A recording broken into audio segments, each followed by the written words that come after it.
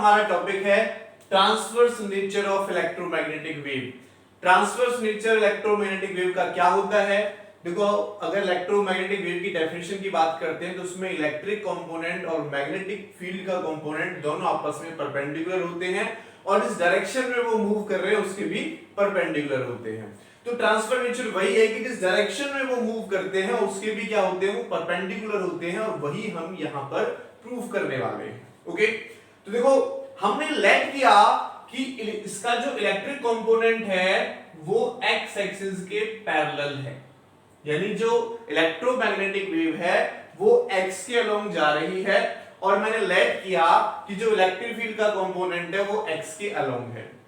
ठीक है, अगर मैं ये प्रूव कर लेता हूं, मैं लेकर चल रहा हूं कि इलेक्ट्रिक फील्ड का कंपोनेंट एक्स के पैरेलल है, लेकिन अगर मैं ये प्रूव कर लेता हूं कि पैरेलल नहीं है तो ये अंडरस्टूड हो जाएगा कि पैरेलल नहीं है तो क्या है, परपेंडिकुलर है। क्लियर है नॉट? तो मैं ये प्रूव करने वाला हूं, मैं लेकर तो चल रहा हूं कि ये पैरेलल है, लेकिन ये प्रूव करेंगे कि पैरेलल लास्ट में हमारा नहीं आया है, इसका मतलब क्या है, वो परपेंडिकुलर है। ओके, ठीक है, तो E and B are perpendicular to direction of propagation, ये ट्रांसवर्स नेचर है जिसको हम प्रूव करने वाले हैं। तो देखो मैंने इलेक्ट्रिक फील्ड कंपोनेंट इसका इधर लिया तो इसका जो नॉर्मल वेक्टर होगा n वो इस डायरेक्शन में हो जाएगा और इस वाले सरफेस का जो नॉर्मल वेक्टर होगा वो इस डायरेक्शन में हो जाएगा। ओके, ये हमने पैरेललोपाइप लिया है, इसमें क्योंकि इसके अंदर कोई चार्ज नहीं है, इसके अंदर चार्ज जीरो है, इसलिए जो टोटल फ्लक्स होगा वो भी किसके इक्वल होगा, total flux integration of E dot ds वो भी क्या होगा, जीरो होगा। किसका, इस पूरी वाली क्यूब का। तो इसका मैं नाम लिख देता हूं ABCDEOGF, है ना, पूरे पैरेललोपाइप क्यूब का मैंने नेम लिख दिया है। अब इसको मैं अलग अलग पार्ट में डिवाइड करने वाला हूं। ठीक है, फर्स्ट पार्ट में इसका ले रहा हूं integration of E dot ds, मैं ले रहा हूं ABCD इस वाले सरफेस का, फिर इसके साथ साथ मैं प्लस कर रहा हूं E डॉट ds इस वाले सरफेस का, तो OGFE जिसको मैं कह रहा हूं, एंड प्लस उसके बाद मैं इस वाले सरफेस को और इस वाले सरफेस को ले रहा हूं बच्चों, तो क्या होगा, integration of E dot ds किसका ले रहे हैं हम, BCFG इस वाले सरफेस का BCFG, और फिर नीचे वाले सरफेस का ले रहे हैं हम प्लस में, क्या हो जाएगा बच्चों, OADE। ठीक है, यानी इसी पैरेललोपाइप के हर एक सरफेस को अब मैं अलग अलग करके इसका गॉस थ्योरम यहां पर अप्लाई कर रहे हैं, E डॉट ds निकाल रहे हैं, यानी फ्लक्स निकाल रहे हैं, और रिजल्टेंट क्या आएगा, जीरो के इक्वल आएगा। एंड अब कौन सा बचा बच्चों, प्लस ये वाला हो गया, ये वाला हो गया। अब एक अंदर की तरफ सरफेस है और एक ये बाहर की तरफ सरफेस है, ये बचा, तो इन दोनों को और ले लेते हैं, integration of E dot ds, अब इसको मैं ले रहा हूं बच्चे EDCF बाहर वाले सरफेस का, एंड प्लस अंदर वाले सरफेस के लिए कर देते हैं ABGO,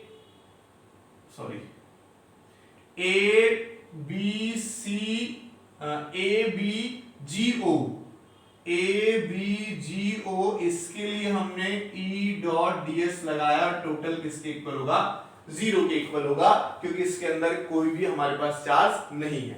ओके, अब मैं कुछ सरफेसेस की बात कर लेता हूं, जैसे इस वाले सरफेस का नॉर्मल वेक्टर की बात करूं तो n इधर होगा, इसके नॉर्मल वेक्टर की बात करूं तो n इधर होगा, इस वाले की नॉर्मल वेक्टर की बात करूं तो इधर होगा, और जो अंदर वाला सरफेस है उसका नॉर्मल वेक्टर उधर की तरफ होगा।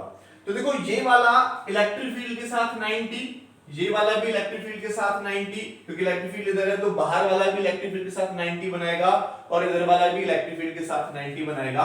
तो अगर मैं इनके लिए इसको ओपन करता हूं, integration of E ds cos 90 degree, तो cos 90 पे क्या हो जाएगा, जीरो हो जाएगा। ठीक है, cos 90 के लिए क्या हो जाएगा, जीरो हो जाएगा। तो केवल इन दोनों सरफेस को छोड़ के, क्योंकि ये इसके अलोंग है, ठीक है, और ये इसके अपोजिट डायरेक्शन में, तो ये 0 और 1 डिग्री का एंगल बनाएगा, इसलिए बाकी के जो चार सरफेसेस बचे उनके लिए ये वाला फॉर्मूला हमारे अप्लाई होगा। चाहे मैं इस वाले बी सी एफ जी की बात करूं, इसकी बात करूं, इधर वाले की बात करूं या अंदर वाले की बात करूं, तो उनके लिए क्या हो जाएगा, इलेक्ट्रिक फ्लक्स जीरो हो जाएगा। तो इस वाले के लिए इलेक्ट्रिक फ्लक्स जीरो हो जाएगा, ठीक है, इस वाले के लिए जीरो हो जाएगा और इस वाले के लिए जीरो हो जाएगा। तो दोनों तो जो टर्म है वो जीरो हो गई, तो बची क्या, बची क्या, E dot ds A B C D surface के लिए and plus integration of E dot ds O G F के लिए इक्वल टू में जीरो हमारे पास चल ही रहा है। तो ये दोनों टर्म तो कंफर्म हो गए कि ये दोनों टर्म हमारे पास जीरो है, इसलिए इसको मैंने आगे की टर्म में नहीं लिखा, क्योंकि E डॉट ds cos 90 आएगा, क्योंकि नॉर्मल वेक्टर जो है वो इलेक्ट्रिक फील्ड के परपेंडिकुलर है। तो ये भी जीरो हो गया, ये भी जीरो हो गया, तो ये बच्चा ये हमारा जीरो के इक्वल है। ये चीज कंफर्म हो गई, इसलिए इसने हमको जीरो पुट करके हमारे पास ये इक्वल टू जीरो क्या आ गया। अब इसको देख लेते हैं, अगर मैं ए बी सी डी वाले सरफेस लेता हूं तो इलेक्ट्रिक फील्ड इधर ये इधर, तो cos कितना हो जाएगा, 0 डिग्री हो जाएगा, और cos 0 पे क्या होता है, 1 होता है।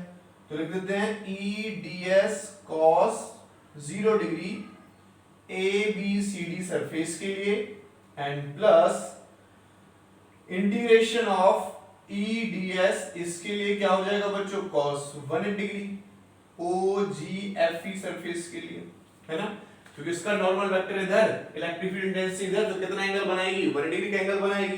तो ये क्या हो जाएगा 180। तो यहां से मैं इसको देख सकता हूं बच्चों, इंटीग्रेशन ऑफ ई ds, क्योंकि इलेक्ट्रिक फील्ड कांस्टेंट मानी हमने, तो इंटीग्रेशन सरफेस एरिया का होगा एंड cos 180 पे माइनस का होगा, तो ये हमने ई बाहर ले लिया, equal to ds equal to क्या हो जाएगा 0। अच्छा हम ये लेट कर लेते हैं कि इधर की तरफ जो इलेक्ट्रिक फील्ड है वो है हमारे पास, उसका जो मैग्नीट्यूड है वो है हमारे पास E, और जो इधर की तरफ है वो इलेक्ट्रिक फील्ड है E डैश। तो यहां E की जगह पर मैं E डैश का यूज कर सकता हूं, ठीक है।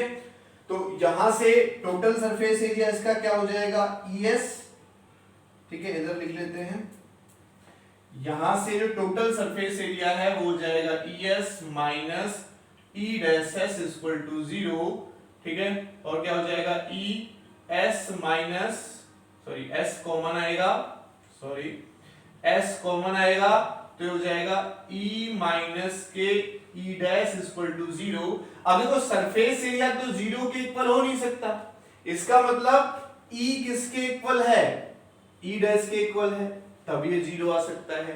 या फिर ऐसा हो जाए कि E इक्वल टू 0 हो जाए और E डैश इक्वल टू 0 हो जाए, ये दोनों ही टर्म 0 हो जाए, तब हो सकता है।